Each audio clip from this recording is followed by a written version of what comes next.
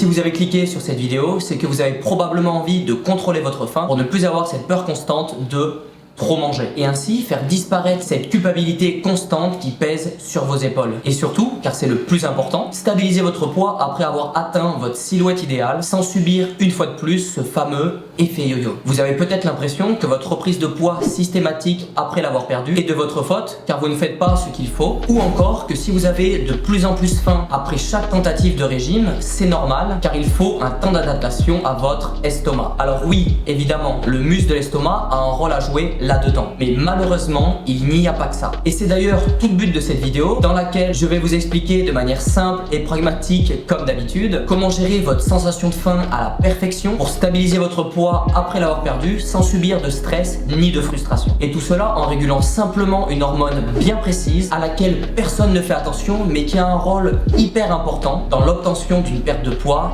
définitive. Alors restez bien attentifs jusqu'à la fin de cette vidéo car je vais vous expliquer comment réguler cette mystérieuse hormone en 5 étapes très simples. Ces précieux conseils vous permettront en moins d'une semaine d'avoir un contrôle absolu sur votre faim et par conséquent votre pourcentage de masse graisseuse dans votre corps. Imaginez que votre estomac est un messager secret qui a pour objectif premier de réguler votre poids en régulant votre sensation de faim. Ce messager qui s'appelle donc la gréline, l'hormone de la faim, vous l'aurez compris. Il est hyper important de comprendre qu'il joue un rôle vital dans la régulation de notre faim pour veiller à ce que l'on ne prenne pas trop de graisse. Mais alors, comment fait-il? Eh bien en fait, ce messager, donc la gréline, se base sur nos réserves d'énergie existantes et aussi sur nos besoins futurs. Il fait un calcul permanent avec notre métabolisme qui, je le rappelle, représente le nombre de calories que l'on brûle sur une journée. Du coup, en fonction de ce fameux calcul, notre gréline qui envoie le message de passer à table va augmenter ou diminuer pour que l'on mange plus ou moins. Voilà pourquoi cette hormone est si importante pour perdre du poids facilement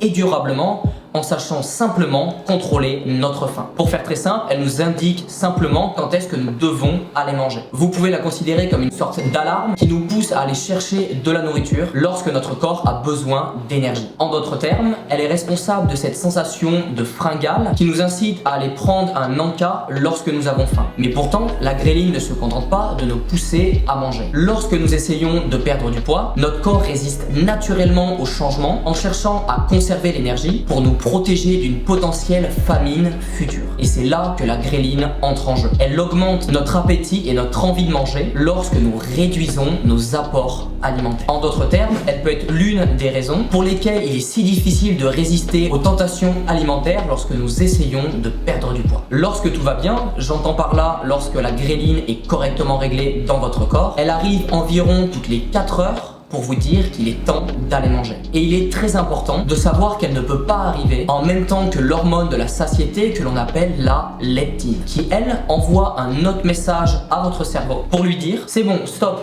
arrête de manger, tu n'en as plus besoin, tu vas stocker du gras. Alors j'ai déjà fait une vidéo sur cette hormone, la leptine, que je vous conseille d'ailleurs d'aller visionner pour mieux comprendre cette vidéo. Pour résumer, la gréline, votre sensation de faim qui vous invite à passer à table, ne peut pas arriver en même temps que la leptine, votre sensation de satiété, car en fait tout simplement ces deux-là sont antagonistes. Lorsque votre satiété va monter, il est évident que votre faim va descendre. Et à l'inverse, lorsque votre satiété va diminuer, votre faim va donc monter. Maintenant, avant de vous donner tous les conseils alimentaires et modes de vie qui vous permettront de diminuer et de contrôler votre faim, je voulais vous parler du phénomène du dérèglement de la gréline dont vous êtes certainement victime si vous regardez cette vidéo. Alors j'en ai déjà parlé pour la leptine, ce sont des phénomènes qui malheureusement existent et qui sont de plus en plus fréquents dans le monde au vu de l'augmentation de l'obésité à cause de l'industrie des régimes qui font en sorte de vous garder prisonnier de leur régime soi-disant miracle en déréglant vos hormones pour provoquer chez vous l'effet yo-yo et continuer encore une fois d'enchaîner leur régime magique. D'ailleurs,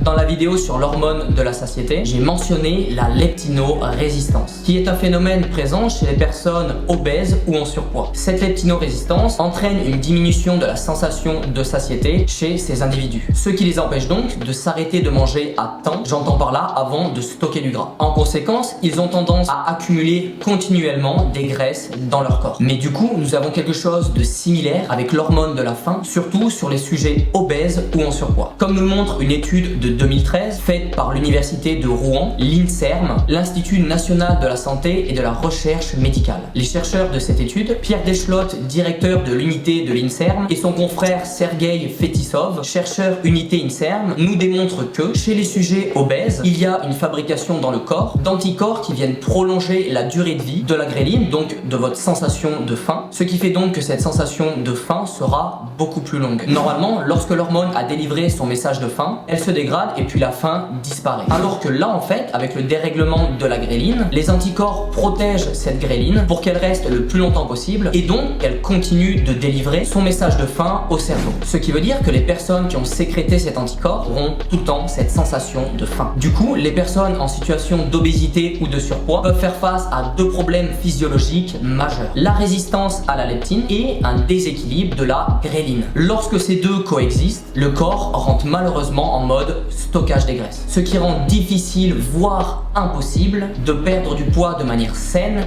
et surtout durable. En d'autres termes, la combinaison leptinorésistance et dérèglement de la gréline entrave la capacité du corps à perdre des kilos superflus en restant coincé dans ce cercle vicieux du mode stockage des graisses. Et justement, c'est là que la vidéo devient hyper intéressante. En parlant de ce fameux cercle vicieux, comment faire pour s'en sortir? Alors on pourrait penser que dans ce cas-là, dès qu'on a une leptinorésistance et un dérèglement de la gréline, il faut faire un régime pour sortir de l'obésité ou du surpoids en question. Mais non!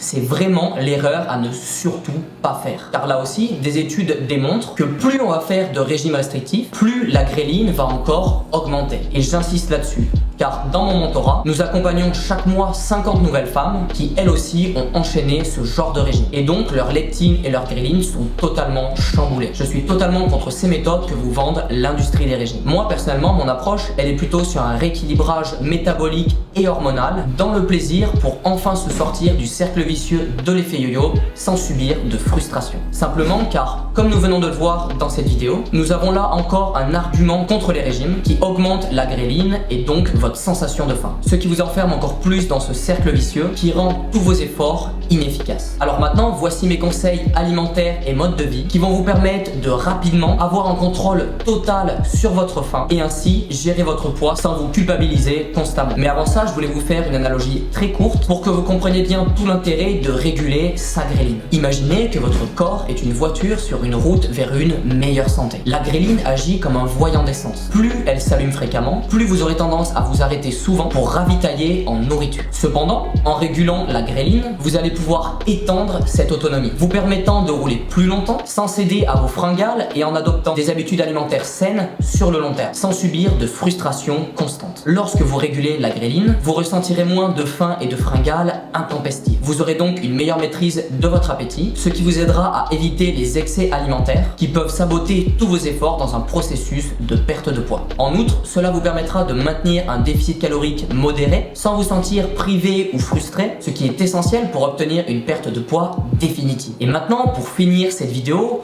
voyons comment réguler votre gréline pour gérer totalement votre faim. La régulation de la gréline nécessite un ensemble de bonnes pratiques de vie. Voici quelques conseils simples pour vous aider à maîtriser cette hormone. Premièrement, il vous faudra un sommeil de qualité. Assurez-vous de dormir suffisamment et d'avoir un sommeil de bonne qualité. Le manque de sommeil peut perturber la régulation de la gréline, ce qui peut entraîner des envies de nourriture et aussi une tendance à manger davantage. Deuxièmement, pratiquez une activité physique régulière. L'exercice est un allié précieux dans la régulation de la gréline. Une activité physique régulière peut contribuer à réduire la production de cette hormone, ce qui vous aidera à atténuer votre sensation de faim constante. Troisièmement, mangez des repas équilibrés. Optez pour des repas riches en protéines, en fibres et en graisses saines, car ces nutriments peuvent aider à augmenter la sensation de satiété et donc réduire la gréline, la sensation de faim. Quatrième conseil, gérez votre stress. Le stress chronique peut influencer négativement la régulation de l'appétit et augmenter la production de gréline. Des techniques de gestion du stress comme la méditation, le yoga, la cohérence cardiaque, certaines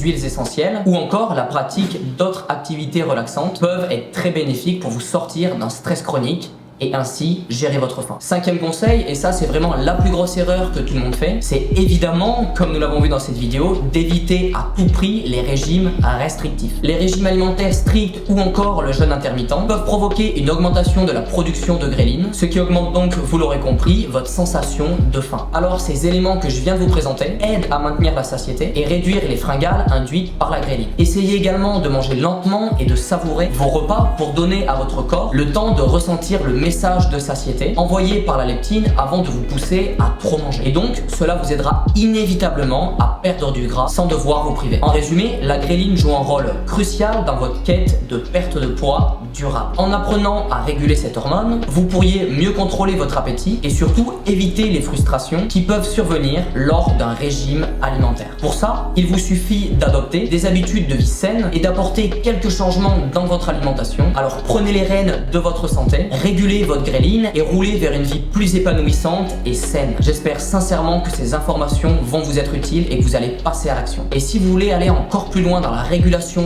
de vos hormones, je vous invite à cliquer sur le lien dans la description pour télécharger mon guide offert et comprendre rapidement comment sortir votre corps du mode stockage des graisses afin d'obtenir la perte de poids que vous rêvez depuis tant d'années. C'est tout pour moi dans cette vidéo et du coup pour les plus motivés d'entre vous, je vous dis à tout de suite dans la vidéo explicative qui vient juste après la page de téléchargement du guide. C'est simplement une vidéo très courte qui résume bien justement le guide que vous allez télécharger sur les hormones. Et pour les moins motivés d'entre vous, je vous dis à la semaine prochaine pour une nouvelle vidéo.